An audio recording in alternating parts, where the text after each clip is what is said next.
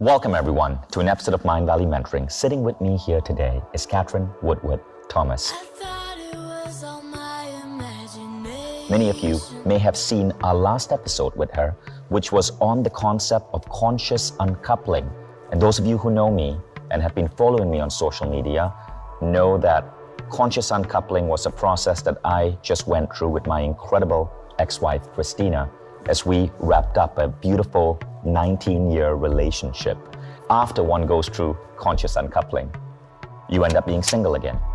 And it's a frightening place, I can tell you that. So the next step in this journey is about calling in the one. It's about finding the next person that you might want to be with. Now, it doesn't mean that you immediately rush into another relationship. I don't plan on it. But all of us who are single are often seeking to find that one. So, if you are looking for a beautiful, healthy relationship and want to figure out the best way to get in the right mindset so that you can call in the one, I want you to take good notes on this episode. Welcome to Mindvalley, Catherine. Oh, Vision, thank you. It's great to be here.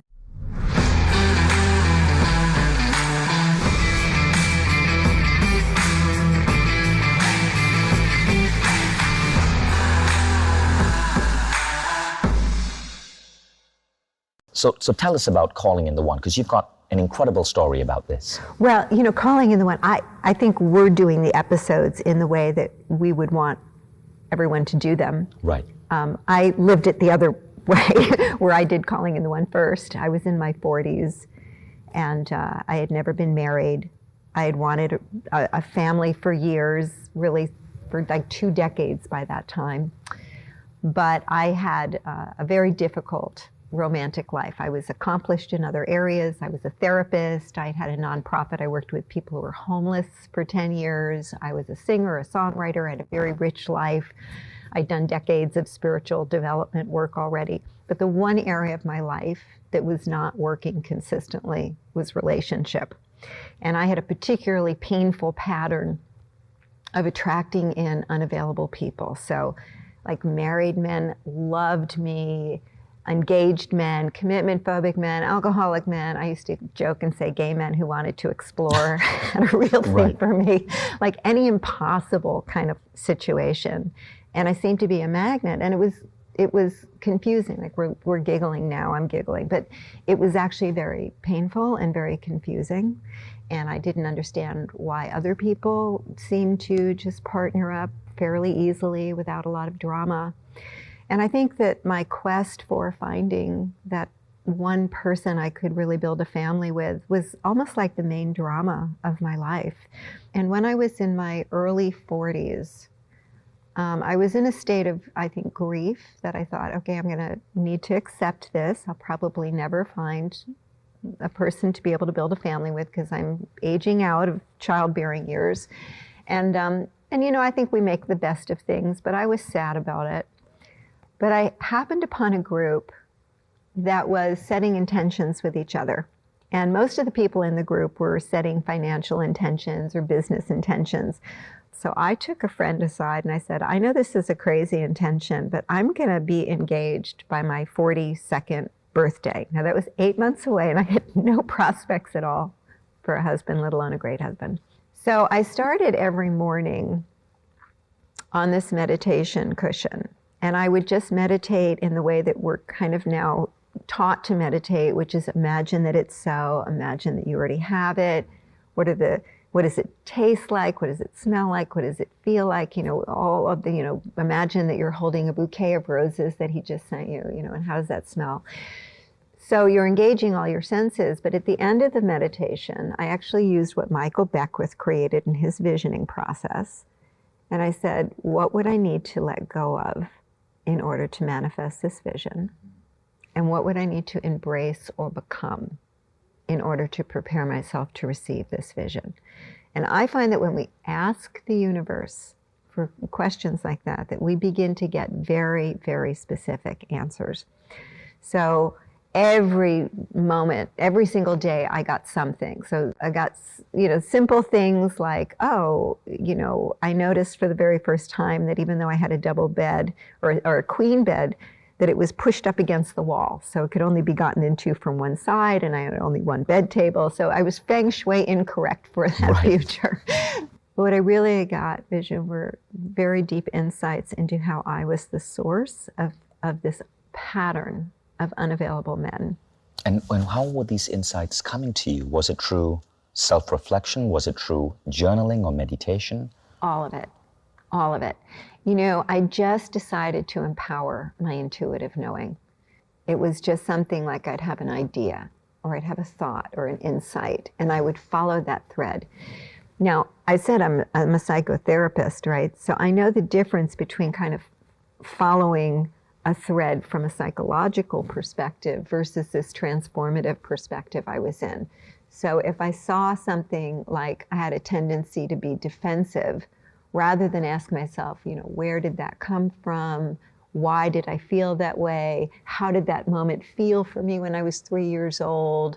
I didn't overanalyze it, in other words, but what I would say is like, okay, what would it look like to drop the defense? And how else might I keep myself safe? So it was more developmental because I was living into a future.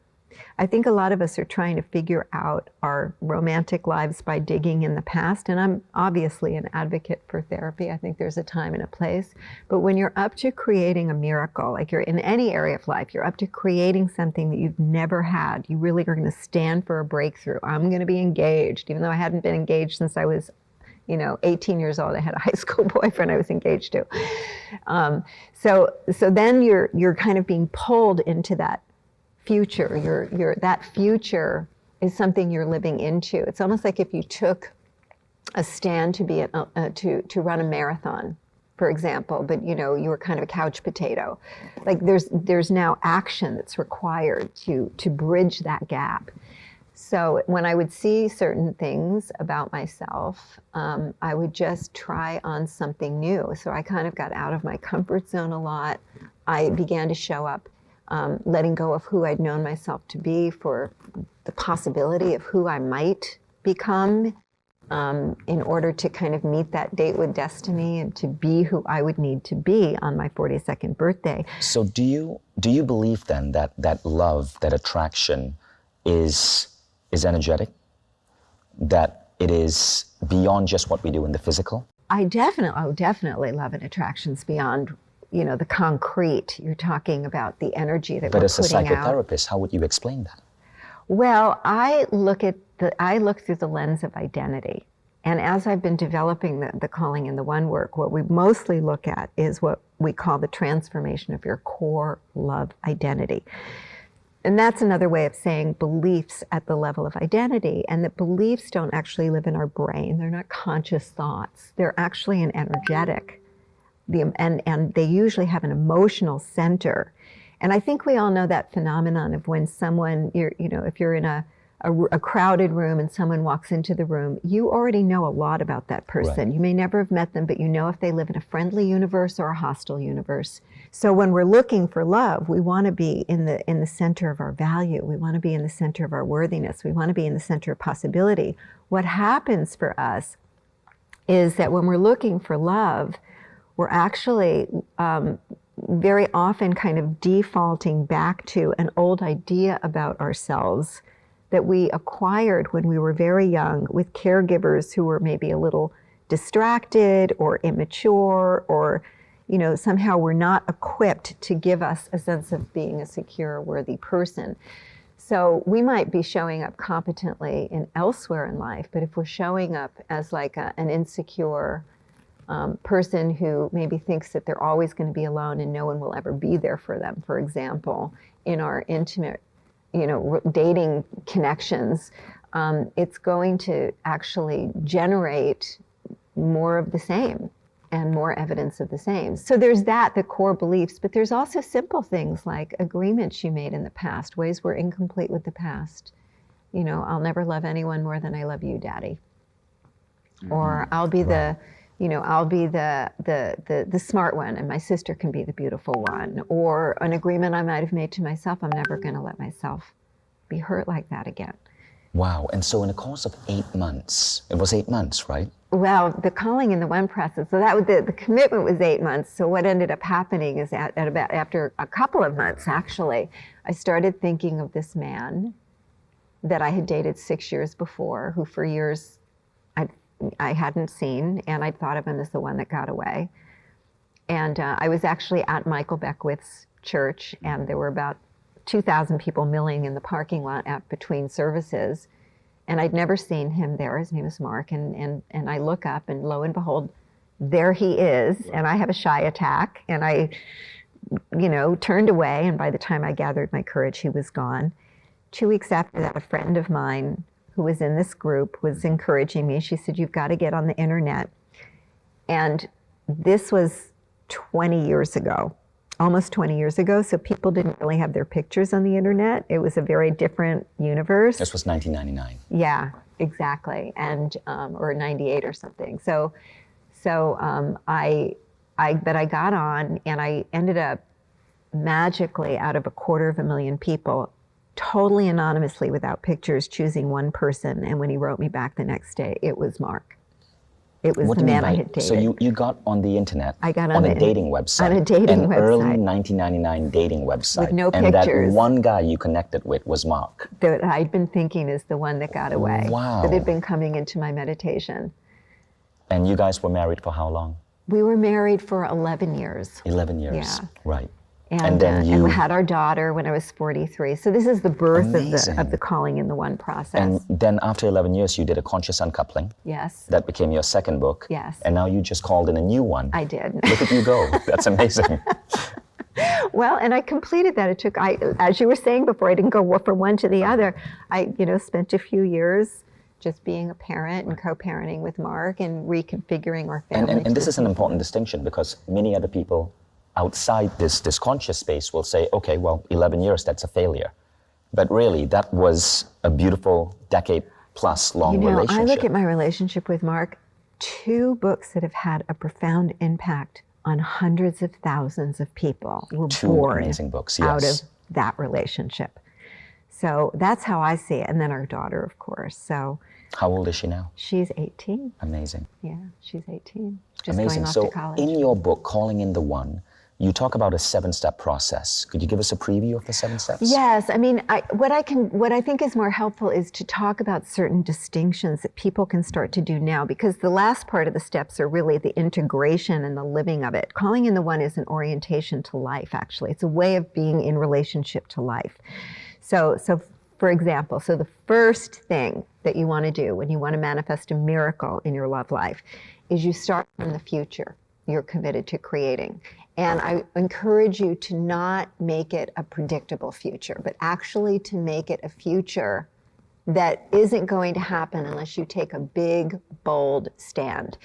So you might want to look at your patterns. And for some of you, it's, I'm alone year after year after year. Or for some of you, it's that I end up with narcissistic people and really damaged, hurtful relationships. And so, and you say, I'm going to set an intention that is a complete departure for that. So for example, if it was narcissism, you say, I'm going to be in a mutually empowering, mutually honoring and respectful, thriving, flourishing love relationship by the end of this year. Now, the whole piece about the by the end of this year, I like it because it's urgency. You don't have to do it. Right. You don't have to do it with that time element. But the point is to really stretch and to go for the gold, because you want a future that's going to inspire you to rise. The moment you get that future, you're like, wow, I have some cleaning up to do. I need to suddenly get rid of all sorts of things that I've been tolerating in my life. I've been living with resentments and incompletions towards a past love, or I've been being codependent with my sister and I've got all sorts of toxic dynamics going on there, or I've been living with, false beliefs that have been having me show up as less than who that I am. So these are now all the things that you want to be cleaning up. So we're looking for the areas in your life that are inconsistent now with that future. And so what you're saying, what it sounds like you're saying is that most of us, when we are struggling to find a relationship, are so immersed in our own complaints, in our own worldviews, men are this or women are like that, that actually limits us. But by changing that orientation and painting a picture of a future, even if it seems counter to our belief system, because we've taken on these hurt beliefs, we reorient ourselves, and that's when we start stripping away the stuff that may be holding us back. I'm so happy that you're speaking about this, because what you're talking about is breaking up victimization. And I think that, even those of us on a conscious path, it's very easy to slip into victimization. The moment you say men are like this, women are like that, or my childhood, and so I'm like this, you're kind of in reaction. You're at the effect of, you're kind of powerless against that. What we're looking at and calling in the one is, where's our access to power? And that's always going to have to do with a self as source conversation. How am I showing up in a way that is perpetuating this? Like, look, we can have a conversation for days about, are there as many conscious men as there are conscious women? And I teach a lot of women, so they're always, having that conversation. I always say, look, you only need one. You only need one person. So I'm just saying, like, the place of power is to look outside of victimization. So step one is preparing for love, and that's where we're looking at your pattern.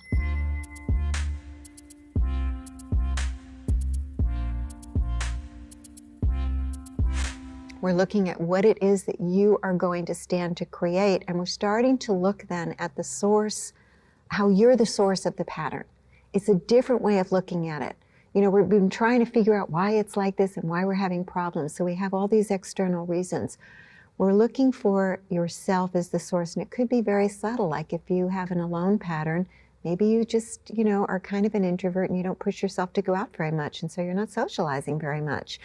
Or if you have a pattern of being with very narcissistic people, you might start to notice that you tend to not talk about yourself very much, but that the moment you meet someone, you say, oh, I'm doing fine, but tell me about you. How are you doing? So you want to start to really train yourself to think in that regard, like, how am I actually generating the pattern myself? Step two is to complete the past.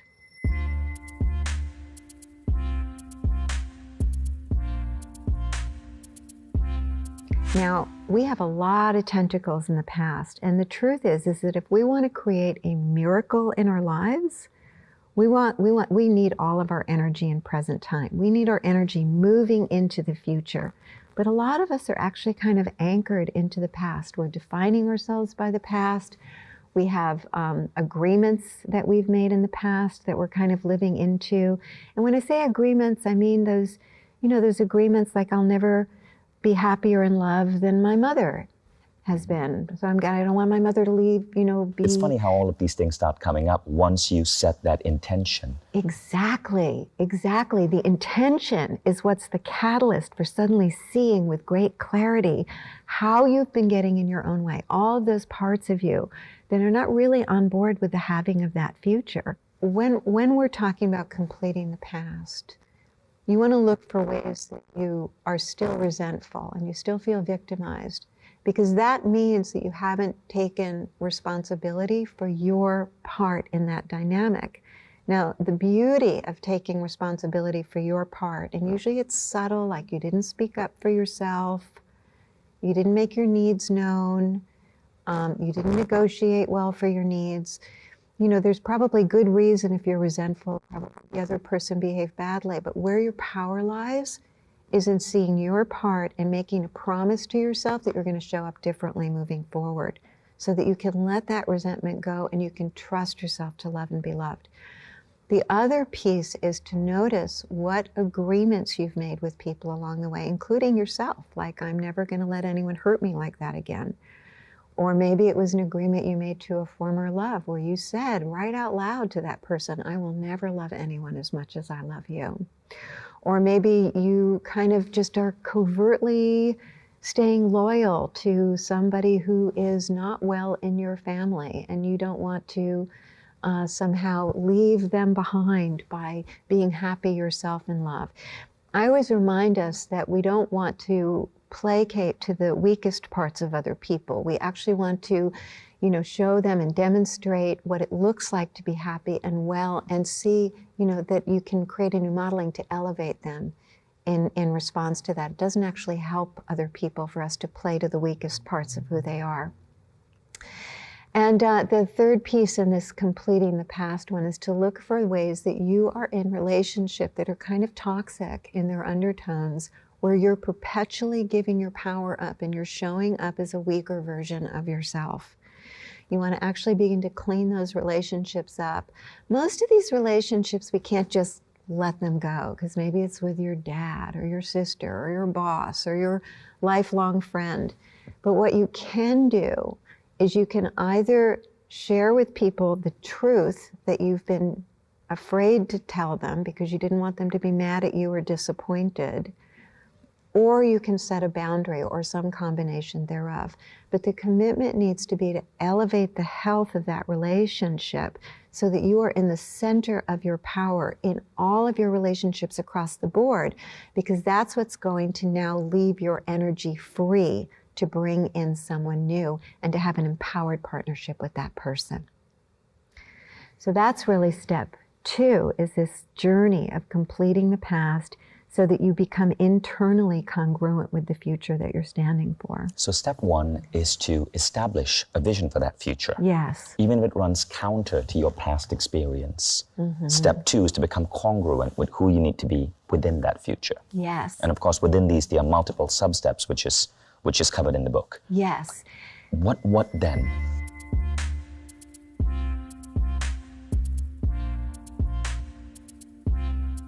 Step 3 is about that core love identity, that core concept of self as it relates to love, as it relates to union. A lot of us doing our spiritual work, we've got very open third eyes, where, our hearts are very open. We're even coming into our power somewhat. So like the upper chakras are doing just fine. But when you're talking about love and relationships, you're talking about the grounded nuts and bolts of reality. You're talking about joining your finances, you're talking about sexuality.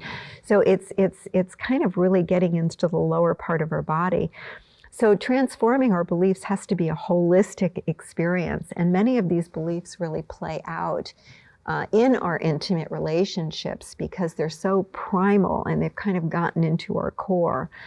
So step 3 is about transforming your core beliefs about love, that which I call your core love identity. The way you identify what that is you want to close your eyes for a moment, drop your awareness down into your body, and think of your pattern, that thing that just happens over and over again, or somehow you always wind up back there again where you're not the one chosen, overcompensating all the time, you're the one who's doing all the work in the relationship, or you're just with unavailable people like I was. So you identify that pattern, drop your awareness down into your body, and imagine that the pattern is happening now. And notice where you feel that in your body. And then just asking yourself, what's the I am or the I am not that's being held in that center? Almost like that part of your body could speak for itself. You just say, what's your name? Who are you? I am what? Alone. I am not good enough. I am not wanted. There's some story that's in there. And then you want to ask yourself, how old are you? And just see what the age of that self is. When was the first time you came to this erroneous conclusion about yourself? And then, of course, you want to send love to that part of yourself. You're going to wake yourself up by saying, sweetheart, that's not actually true. That's just something that was happening, when you were young, and it's not actually true. We have to wake ourselves up out of that, because identity, and where we're centered at the level of identity, is critical in the quest for love. The thing about the core beliefs is that if you look, they're always a younger version of ourselves, and that younger part of ourselves was just trying to make sense of what was happening in our world. but we didn't have the ability to think about what was happening with any sophistication or complexity, right? We're just making everything mean something about me. I must not be good enough. I must not be okay somehow. So as adults, we can now go back and actually mentor that part of ourselves to more true needing. You know, when I was able to identify that I didn't think I was valuable enough because my father left when I was a little girl, I was able to say to myself, sweetheart, that's not actually true. You are a woman who is deeply worthy of love, and you don't need to do anything to prove your value. You just are. And I know that that's actually true for myself. I know it's true for people who are with us today.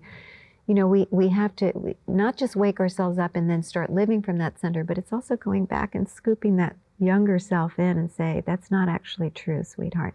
And then when we fall back into that center, which will happen very often when we get disappointed, to again talk to ourselves and wake ourselves up from that center so that who we're being when we're dating, when we're navigating the early stages of relationship, when we're in a relationship, we always have access to the deeper truth and can navigate from the strongest, wisest, more mature parts of ourselves. You're never too old to do that, right? In your case, you were in your 40s before you went through this process. Absolutely. And truthfully, I will tell you that the biggest dating pool right now are people over 50. It's called silver seekers.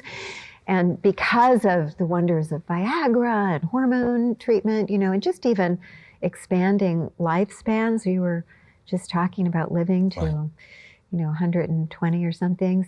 So, you know, our ideas about age are changing. And so our expectations of having a lover are going into our 60s, our 70s, our 80s. It's never too old to have that, you know, awakening and to outgrow toxic, painful patterns so that we can actually, you know, have relationships that are matching and mirroring the best of who we are. Now, when you went through this process of this 8-month transformation, were you able to remove and heal toxic patterns that you were carrying for 40 years? Absolutely. So for an example, I was able to offload a lot. So one of the things I offloaded was I had a relationship in high school with a man for 3.5 years, and we were going to get married, and of course we were young, so you know, when it really came time to choose, he wanted to go in that direction, I wanted to go in that direction, and we parted ways, and it was very traumatic.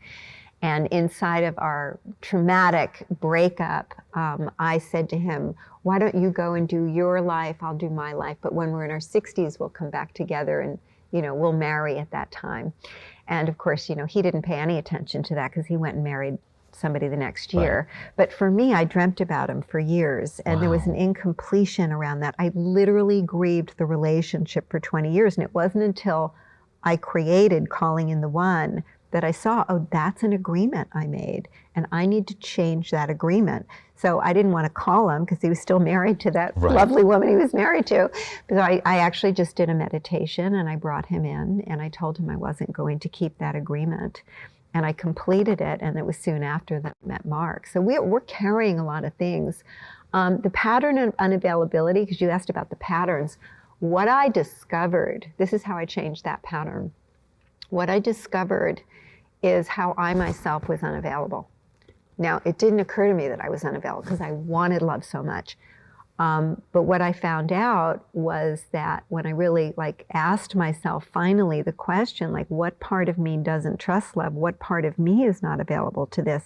It went back to childhood and having been the product of an ugly divorce and having lost contact with my father, which broke my heart, to a decision I made when I was maybe 10 that I was never going to let anyone hurt me like that again. So all of those years I had created that pattern to keep love alive as a drama without the risk of anyone ever really getting in. That's actually what that was about. And when I saw that, I could renegotiate that with myself. I had a heart-to-heart conversation with myself. I said, sweetheart, you're an adult now. You have the tools. You can tolerate the risk of having a broken heart. If it doesn't work out, you have a lot of resources and a lot of tools. This is not worth love. And I don't choose it anymore. And that's when the pattern changed. It just shifted on a dime. Wow. This is not worth love. Yeah. Now, what is that fourth step? So the fourth step is really about embodying your vision for love.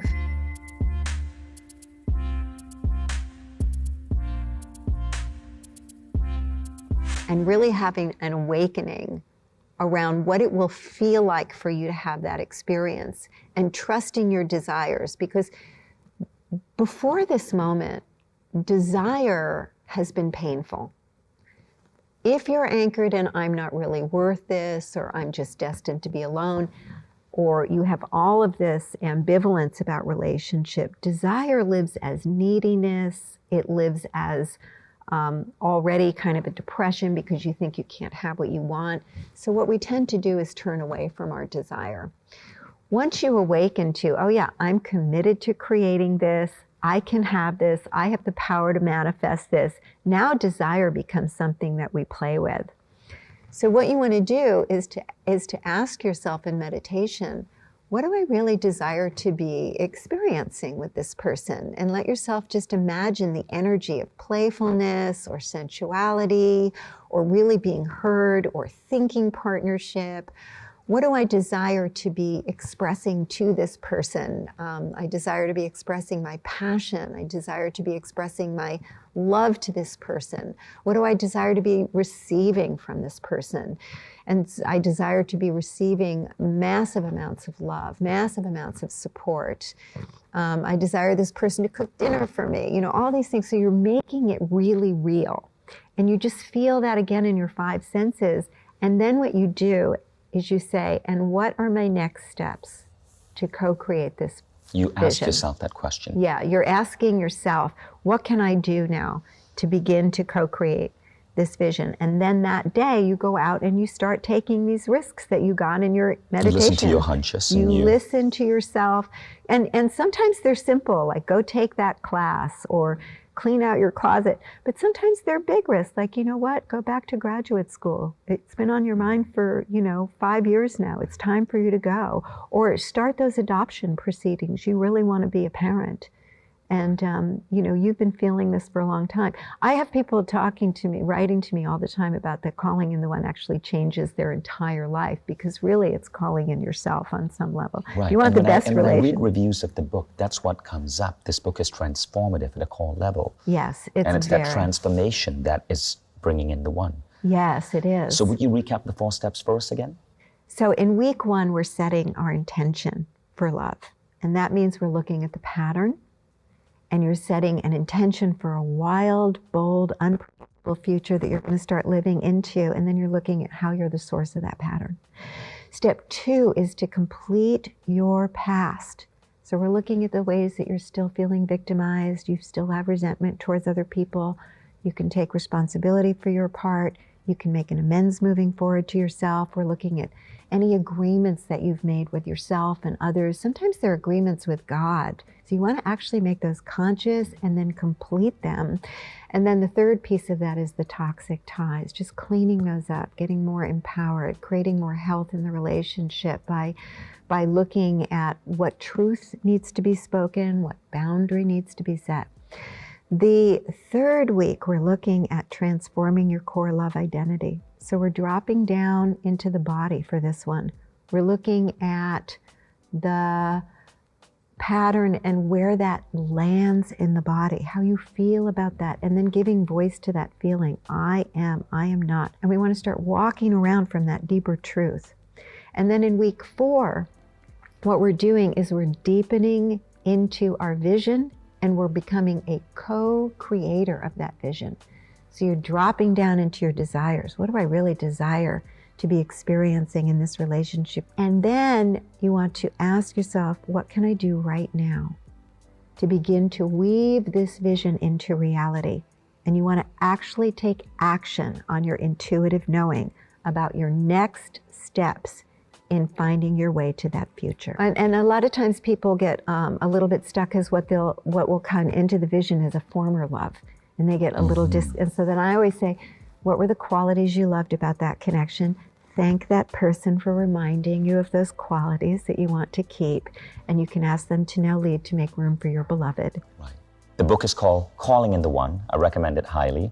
And again, if you're watching this episode for the first time, what I recommend you do is ensure that you see the other episode by Catherine on conscious uncoupling. Both are amazing books. Catherine, thank you so much for joining us here. Thank you, Vision. Thank you. And thank you guys for being part of this program.